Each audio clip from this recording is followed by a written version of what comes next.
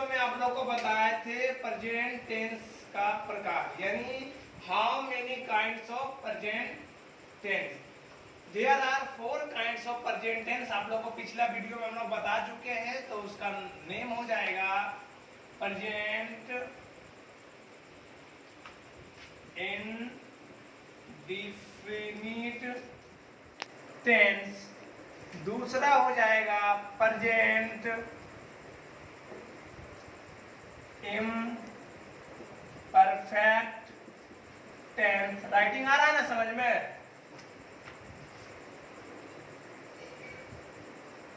Present continuous tense, यानी इसका 2 नाम हो गया। तीसरा हो जाएगा प्रेजेंट परफेक्ट टेंस। चौथा हो गया आपका प्रेजेंट परफेक्ट कंटिन्यूअस टेंस। यानी प्रेजेंट टेंस जो होता है 4 प्रकार के होता है। Present indefinite tense, present imperfect tense, present इसी का दूसरा नाम है प्रेजेंट कंटिन्यूअस टेंस, तीसरा प्रेजेंट परफेक्ट टेंस, चौथा है present perfect continuous tense.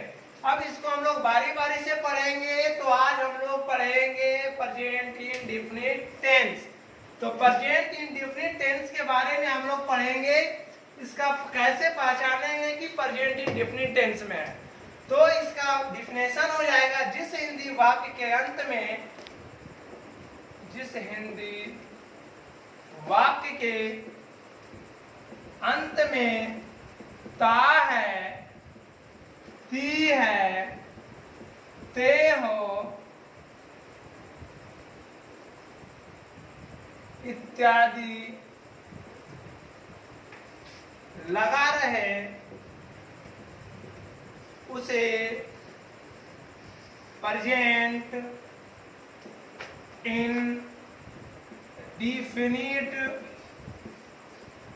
Tense का वाक्य कहा जाता है।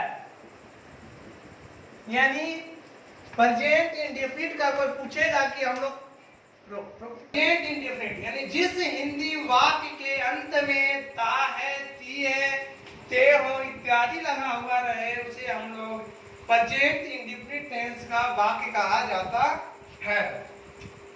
जैसे फॉर एग्जांपल, मैं पटना जाता हूं।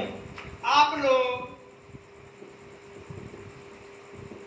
पढ़ते हैं। सीता खाना पकाती है। इस टाइप का हम लोग का ट्रांसलेशन जब बनाने के लिए रहेगा, तो इसका बनाने का कुछ नियम होता है। तो बनाने का नियम यानी S प्लस V1 या V5 प्लस O। S4 हो गया subject, V4 verb, O4 object. इसके बारे में हम आप लोग को बारी बारी से डिफिनेशन बताएंगे कि सब्जेक्ट कैसे चुनेंगे, वर्ब कैसे चुनेंगे और ऑब्जेक्ट कैसे चुनेंगे। तो देखिए, S4 होता है सब्जेक्ट। सब्जेक्ट का हिंदी होता है कर्ता। यानी कर्ता किसको कहते हैं?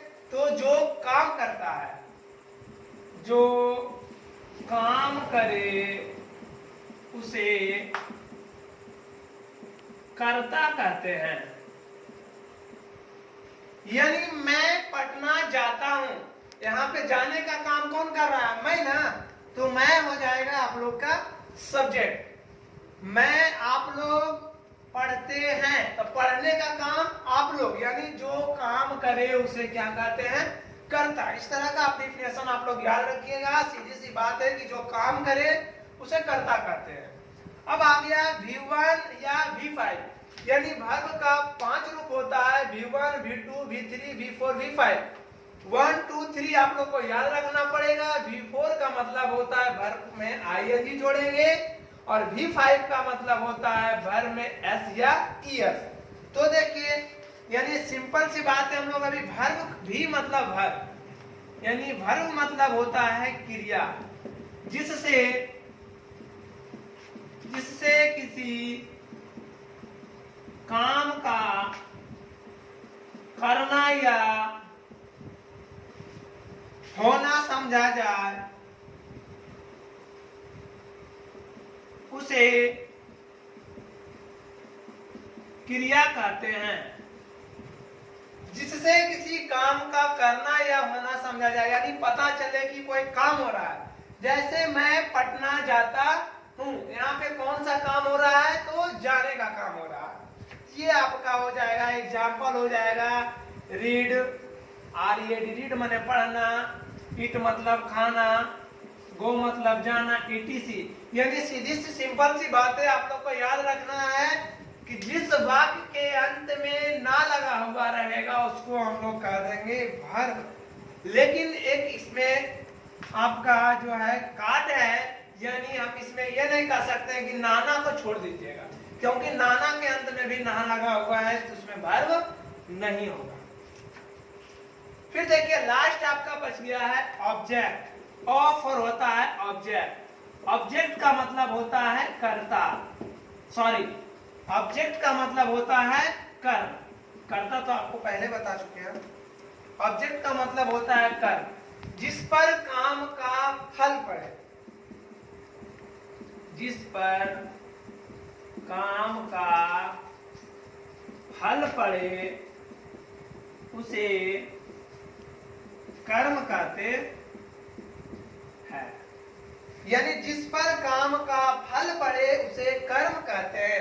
अब देखिए हम लोग चुनेंगे कैसे कर्म, सब्जेक्ट वर्ब ऑब्जेक्ट कैसे चुनेंगे। जैसे यहाँ पे जो है आपका बिना ऑब्जेक्ट का तो ट्रांसलेशन बन सकता है, लेकिन बिना वर्ब का नहीं, विदाउट वर्ब का नहीं। जैसे देखिए मैं पटना जाता हूं, मैं जाता तो हूं लेकिन कहां जाता हूं रे, तो पटना।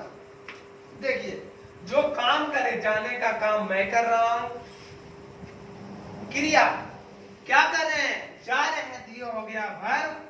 और कहां जा रहे हैं, तो पटना जा रहे हैं, यानी ऑब्जेक्ट। तो इसके नियम पर हम बनाएंगे आई गो टू पटना। ठीक है।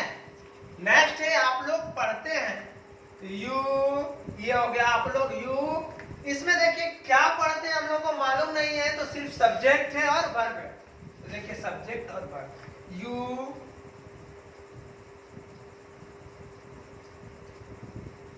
रीड, यानी इसमें ऑब्जेक्ट नहीं है तो बिना ऑब्जेक्ट का भी हो सकता है।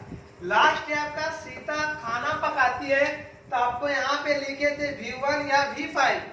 तो इसके बारे में डिटेल जो है अगला वीडियो में हम आपको बताएंगे कि थर्ड पर्सन का सिंगुलर नंबर रहेगा तो V5 का मतलब उसमें एक्सप्लेन करेंगे कि S किस में लगेगा और ES किस में लगेगा। तो नेक्स्ट वीडियो में आपको बताएंगे।